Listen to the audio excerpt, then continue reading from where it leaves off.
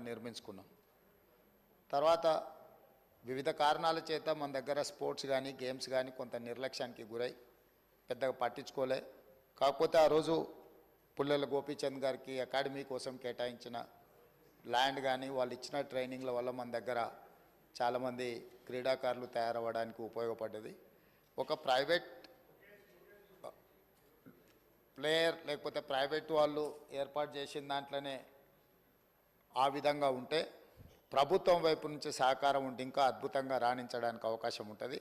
అందుకే రాష్ట్ర ప్రభుత్వం స్పష్టంగా ఈసారి బడ్జెట్లో గతంలో ఎన్నడూ లేని విధంగా 361 కోట్ల రూపాయలు స్పోర్ట్స్ కోసము మనం కేటాయించడం జరిగింది. ఇదే కాకుండా ఈరోజు క్రీడాకారులను అంటే ప్రభుత్వ ఉద్యోగము లేకపోతే ఉద్యోగ భద్రత కోసం పెద్ద పెద్ద చదువులు చదవాలని తల్లిదండ్రులు ఏదైతే తాపత్రయపడుతుర్రో పిల్లల్ని పూర్తిగా పుస్తకాలకే అంకితం చేసి అసలు వాళ్ళకి ఎలాంటి క్రీడా అవకాశాలే లేకుంటే తల్లిదండ్రులు పిల్లల మీద ఒత్తిడి తీసుకొచ్చి చదువుకునే విధంగా ఒత్తిడి చేస్తున్నారో ఆటలలో కూడా రాణిస్తే ఉద్యోగాలు వస్తాయి, ఉపాధి వస్తుంది, ఆ కుటుంబానికి గౌరవం పెరుగుతుంది. ఈ విషయం ప్రపంచానికి తెలవడం కోసమే ఈరోజు నిఖత్ జరీన్కి ఆర్థిక సాయం అందించినాం. జూబ్లీహిల్స్ బంజారాహిల్స్ ప్రాంతంలో ఇల్లు కట్టుకోవడానికి 600 గజాల ప్లాట్ ఇచ్చినాం. అదేవిధంగా సిరాజ్కు కూడా మనం ప్రభుత్వ ఉద్యోగం గ్రూప్ 1 అతని ఎడ్యుకేషన్ క్వాలిఫికేషన్ లేకపోయినా ఎగ్జామ్షన్ ఇచ్చి నేను పదే చెప్పిన చదువు కంటే కూడా క్రీడలలో రాణిస్తే తప్పకుండా ఉద్యోగ భద్రత ఉంటుందని. ఇంటర్మీడియట్ పాస్ అయిన సిరాజ్కు మనం ఇస్తున్న గ్రూప్ 1 జాబ్కి యాక్చువల్గా డిగ్రీ క్వాలిఫై అయి ఉండాలి. మనం ఆ ఎడ్యుకేషన్ కూడా ఎగ్జామ్షన్ ఇచ్చి మరి మనం సిరాజ్కి ప్రభుత్వ ఉద్యోగం ఇవ్వడం జరిగింది అధ్యక్ష. నిఖత్ జరీన్ గ్రాడ్యుయేట్ కాబట్టి వారికి కూడా మనము గ్రూప్ 1 డిఎస్పి కార్డర్ పోస్ట్ ఇవ్వడం జరిగింది. ఈరోజు నేను తమ ద్వారా తెలంగాణ రాష్ట్రంలో కంప్లీట్గా స్పోర్ట్స్ పాలసీని తీసుకురాదలుచుకున్నాము. వివిధ రాష్ట్రాలల్లో మేము వాటిని స్టడీ చేసి వాటికి సంబంధించిన సమాచారాన్ని కూడా సేకరించినాము. అత్యధికంగా క్రీడాకారులకు ప్రోత్సాహకాలు ఇస్తున్నది హర్యానా రాష్ట్రము. అంటే అర్జున్ అవార్డీస్ కానీ ఇతర ఏ అవార్డీస్ అయినా ఇతర మెడల్స్ ఏం తీసుకొచ్చినా ఆటోమేటిక్గా వాళ్ళకి సహాయం అందించే విధంగా ఒక పాలసీ ఉన్నది. అంటే ఆర్థిక సహాయం కావచ్చు, లేకపోతే ఇల్లు కట్టుకోవడానికి కావచ్చు, లేకపోతే వాళ్ళకు ప్రభుత్వంలో ఉద్యోగాలు ఏ స్థాయి ఏ మెడల్ వస్తే ఏ విధంగా వాళ్ళకి ప్రభుత్వంలో ఉద్యోగ అవకాశాలు కల్పించాలనో హర్యానా స్టేట్లో బెస్ట్ పాలసీని అడాప్ట్ చేసుకున్నారు అధ్యక్ష. మేము అందుకే ఈరోజు హర్యానా, పంజాబ్ ఇతర ప్రాంతాలలో బాక్సింగ్ రిలేటెడ్ కానీ అదర్ రిలేటెడ్ క్రీడలలో రాణించిన వాళ్ళకి ఏ విధంగా ప్రభుత్వం ప్రోత్సాహకాలు ఇస్తున్నదో వాటన్నిటిని కూడా మేము స్టడీ చేస్తున్నాం. వచ్చే సమావేశాలలో స్పోర్ట్స్ పాలసీని సభలో చర్చకు పెట్టి మిత్రుడు బీజేపీ ఎమ్మెల్యే గారు ఏదైతే సలహా చెప్పినరో స్పోర్ట్స్ స్టేడియంలను కూడా ప్రోత్సహించడానికి ఈరోజు ప్రభుత్వం దాని మీద ప్రత్యేకంగా దృష్టి పెట్టినాం. వీలైనంత మేరకు మండలానికి ఒక మంచి మినీ స్టేడియంను నిర్మిస్తే నిజంగానే ఉపయోగం ఉంటుంది. కాకపోతే ఈరోజు తెలంగాణలో భూముల విలువ అత్యధికంగా పెరిగిపోయి ప్రభుత్వ భూములు కబ్జాలకు లోనయ్యి చాలా ప్రాంతాలలో లేవు. ఎక్కడైనా ఏదైనా మండల కేంద్రాలలో ఒకవేళ భూమి అందుబాటులో ఉంటే ప్రభుత్వానికి బడ్జెట్ కేటాయించడానికి ఎలాంటి ఇబ్బంది లేదు. అదేవిధంగా ఈ వేదిక మీద నుంచి తమరికి నేను చెప్పదలుచుకున్నది, మేము బీసీసీఐతో మాట్లాడుతున్నాం. వారితో ప్రాథమిక చర్చలు పూర్తి అయిపోయినాయి.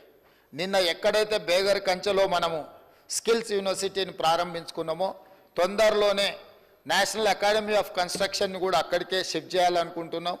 దాని పక్కనే బీసీసీఐని ఒక ప్రపంచ అంతర్జాతీయ స్థాయి క్రికెట్ స్టేడియంను నిర్మించడానికి మేము భూమి కేటాయిస్తాం. మీరు వచ్చి అక్కడ అద్భుతమైన ద బెస్ట్ క్రికెట్ స్టేడియంను నిర్మించండి అని వాళ్ళతో మాట్లాడడం జరిగింది. వాళ్ళు కూడా ముందుకు వచ్చిండ్రు. దాదాపుగా రాబోయే కొద్ది రోజుల్లోనే వారికి భూమి కేటాయించడం, బీసీసీఐ స్వయంగా అక్కడ ఒక మంచి క్రికెట్ స్టేడియాన్ని నిర్మించడానికి ముందుకు వస్తుంది. కాబట్టి ఈ స్పోర్ట్స్ విషయంలో నిధుల కేటాయింపే కాకుండా ప్రత్యేక కార్యాచరణ, ఎందుకంటే క్రీడల పట్ల నాకు ఆసక్తి ఉంది, మీకు అందరు కూడా తెలుసు అధ్యక్ష.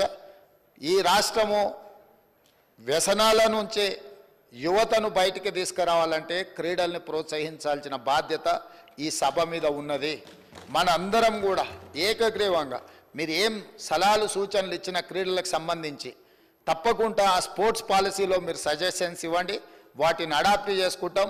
ఆల్రెడీ ఉన్న స్టేడియంలో మీకు యూసుఫ్గూడలో కోట్ల విజయభాస్కర్ రెడ్డి స్టేడియం ఉంది, అది ఇప్పుడు సినిమా ఫంక్షన్లకు అంకితం అయిపోయింది. గచ్చిబౌలిలో ఉన్న స్టేడియంలో పెళ్లిళ్లకు పేరంటాలకు పోతున్నాయి. సరూర్ నగర్లో కట్టిన అద్భుతమైన స్టేడియం అన్నాడు కాంగ్రెస్ పార్టీ ఉన్నప్పుడు, ఈరోజు రాజకీయ పార్టీ సభలకు సమావేశాలకు ఉపయోగిస్తున్నారు. హైదరాబాదు నగరంలో ఇప్పుడు ఎల్బీ స్టేడియంలో కూడా మనం క్రీడలు తగ్గినాయి, రాజకీయ కార్యక్రమాలు పెరిగినాయి. సో ఒక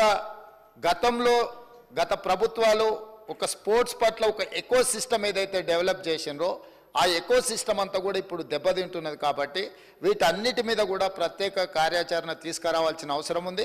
వాటన్నిటిని కూడా మనం అప్గ్రేడ్ చేసుకొని కొత్తగా విద్యార్థులకు క్రీడల పట్ల ఆసక్తిని పెంచాల్సిన బాధ్యత ప్రభుత్వం మీద ఉన్నది. ప్రభుత్వం బాధ్యత తీసుకోవాలనుకుంటుంది.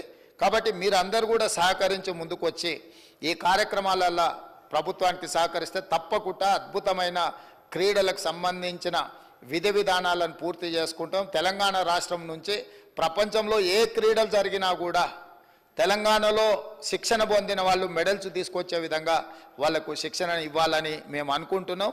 మీ మద్దతు ఉండాలని కోరుకుంటున్నాం అధ్యక్ష. అదేవిధంగా ఇంకొక చిన్న విషయం అధ్యక్ష, ట్రై చేద్దాం. అక్కడ అంతకుముందు గతంలో ఉమ్మడి రాష్ట్రంలో శాప్ చైర్మన్గా పనిచేసిన రాజ్ ఠాకూర్ గారు ఉన్నప్పుడు చాలా మనం ఇక్కడ క్రీడల్ని ప్రోత్సహించే కార్యక్రమాలు తీసుకున్నాం. వారు ఈరోజు ఎమ్మెల్యేగా ఈ సభలో ఉన్నారు. నిన్నమన్న కూడా నేను శాట్స్కి కొత్త స్పోర్ట్స్ చైర్మన్ వేసినాను, నిర్ణయాలు తీసుకుంటున్నాం అధ్యక్ష. అదేవిధంగా కునంనేని సాంబశివరావు గారు 2 ప్రతిపాదనలు ఎందుకు ఇక్కడ ప్రస్తావిస్తున్నంటే, సురవరం సుధాకర్ రెడ్డి గారు సీనియర్ మోస్ట్ పార్లమెంటేరియన్, ప్రజా జీవితంలో సుదీర్ఘకాలం వారు పనిచేసినారు, కమ్యూనిస్టు పోరాటాలలో పాల్గొన్నారు.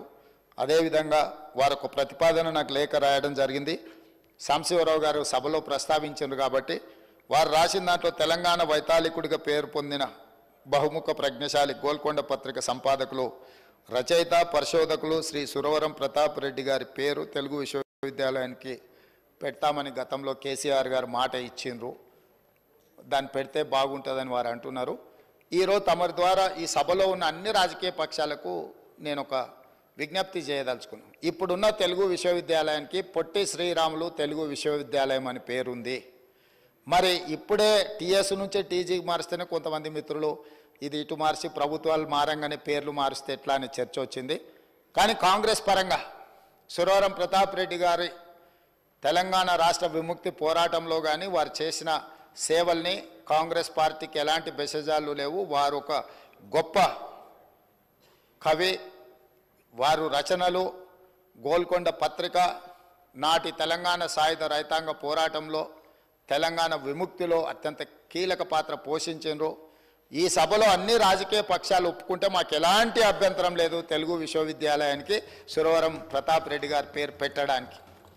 రెండవది, ఈ సెక్యూరిటీ గార్డులు, క్లాస్ 4 ఎంప్లాయీస్, పోలీస్ హోంగార్డులు రోజు 10-12 గంటలు నిలబడాల్సి ఉంది. వారికి కూర్చునే హక్కు చట్టము సవరించాలని కూడా ఇంకొక ప్రతిపాదన సురవరం సుధాకర్ రెడ్డి గారు పంపించారు. నిజంగా తమిళనాడులో ఈ చట్టం అమలు జరుగుతుందా, అమలు జరగడానికి ఏమేమి విధి విధానాలు అక్కడ తీసుకొచ్చిండ్రు, మా ప్రభుత్వం తప్పకుండా వాటిని పరిశీలిస్తుంది. సాధ్యాసాధ్యాలను చూసుకొని ఒకవేళ అమలు చేసే అవకాశం ఉంటే మాత్రం ఈ ప్రభుత్వానికి ఎలాంటి అభ్యంతరం లేదు. తప్పకుండా మా సహచర మంత్రివర్గ సభ్యులతో మాట్లాడి దీని మీద కూడా మేము నిర్ణయం తీసుకుంటామని చెప్పి తమ ద్వారా నేను తెలియజేస్తున్నా అధ్యక్ష. ధన్యవాదాలు.